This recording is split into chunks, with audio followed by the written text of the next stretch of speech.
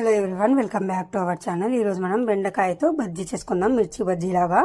ఇప్పుడు ఒక బౌల్ తీసుకొని అందులోకి శనగపిండిని కూడా యాడ్ చేసేసుకుందాం. ఇప్పుడు మీకు తగినట్టు కారంని కూడా యాడ్ చేసేసుకుందాం. ఇప్పుడు అలాగే కొంచెం ధనియాల పొడిని కూడా యాడ్ చేసుకుందాం. ఇప్పుడు అలాగే కొంచెం సాల్ట్ని కూడా యాడ్ చేసుకొని ఇప్పుడు ఫ్లేవర్ కోసం జీలకర్రని కూడా యాడ్ చేసుకుందాం. ఇప్పుడు అలాగే కొంచెం గరం మసాలా, కొంచెం మిరియాల పొడిని కూడా యాడ్ చేసేసుకుందాం. ఇప్పుడు వీటినంతా కూడా బాగా ఒకసారి కలుపుకోవాలి. ఇప్పుడు కొద్దిగా వాటర్ వేసుకొని బాగా మిక్స్ చేసుకొని పక్కన పెట్టేసుకుందాం.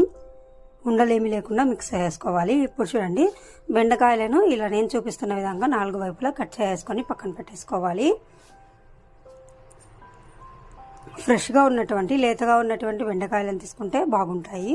ఇప్పుడు డీప్ ఫ్రైకి సరిపడా ఆయిల్ని పెట్టేసుకొని ఆయిల్ వేడెక్కిన తర్వాత చూడండి, ఇలా బ్యాటర్ కలుపుకున్నాం కదా, దానిలో ముంచి మనం మిర్చి బజ్జీ ఎలా వేస్తామో అలా వేసుకుంటే సరిపోతుంది.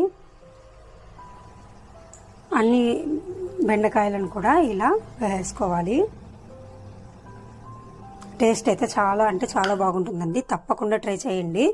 పప్పులోకి అయితే చాలా బాగుంటుంది.